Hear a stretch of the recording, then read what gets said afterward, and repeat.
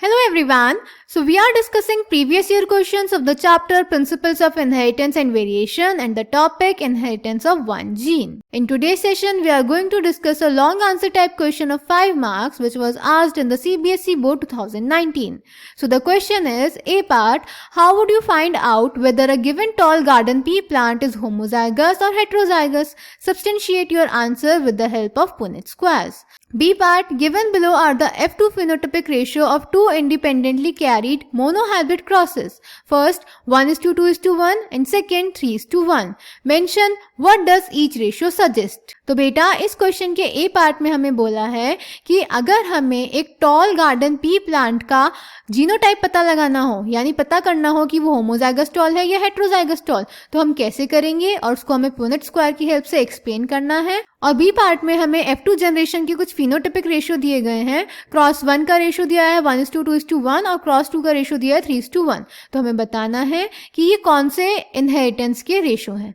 So let's check the answer. तो बेटा अगर हमें टॉल गार्डन पी प्लांट का जीनोटाइप फाइंड करना है, यानी पता लगाना है कि वो होमोजाइगस है या हेट्रोजाइगस है, तो हमें इतना तो पता है कि जो टॉल गार्डन पी प्लांट है वो एक डोमिनेंट ट्रेट है। और हमें पता है किसी डोमिनेंट फिनोटाइप वाले ऑर्गेनिज्म का जीनोटाइप पता करना हो तो हम टेस्ट क्रॉस की हेल्प से पता करते हैं।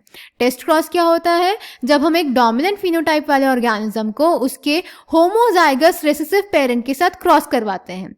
अगर इस क्रॉस में सारे ऑफस्प्रिंग डोमिनेंट फिनोटाइप वाले आए तो जो हमारा स्पेसिमेन ऑर्गेनिज्म होगा वो होमोजाइगस डोमिनेंट होगा, और अगर हमारे पास सारे प्रोजेनी इक्वल रेशियो में आए of dominant and recessive trait तो जो हमारा स्पेसिमेन ऑर्गेनिज्म होगा वो हेट्रोजाइगस डोमिनेंट होगा। Clear? So A part, test cross. A test cross is the cross between the offspring with the dominant phenotype with the homozygous recessive parent. A geneticist needs to carry a test cross when he needs to find out the genotype of the dominant phenotype. In this cross, offspring with the dominant phenotype A is crossed with its homozygous recessive parent.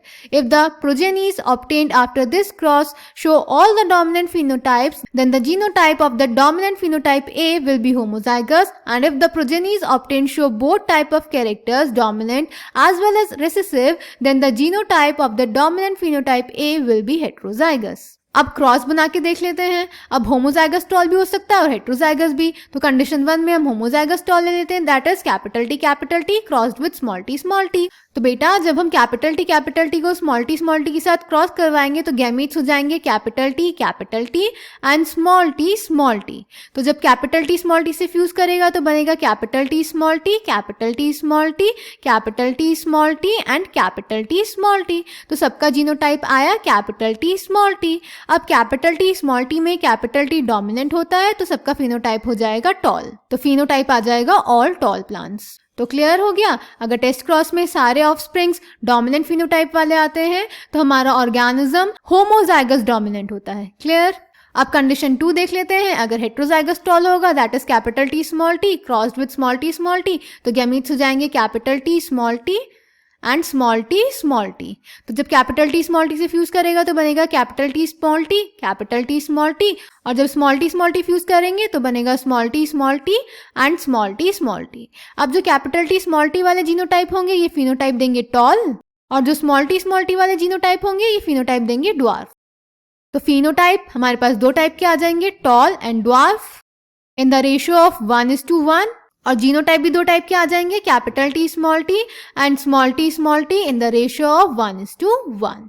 तो यानी कि अगर हमारे पास dominant और recessive trait equal proportion में आता है तो जो हमारा ऑर्गेनिज्म होता है वो हेट्रोजाइगस डोमिनेंट होता है। क्लियर? देन बेटा बी पार्ट में हमें रेशियोज दिए थे और हमें बताना था ये कौन सा फिनोमिना है। तो फर्स्ट रेशियो था 1:2:1, तो ये शो करेगा इनकम्प्लीट डोमिनेंस या फिर को डोमिनेंस, और दूसरा था 3:1, तो वो तो हमारा कंप्लीट डोमिनेंस यानी मेंडेलियन इनहेरिटेंस का रेशियो है। Clear? So I hope this question is clear to you. Thank you.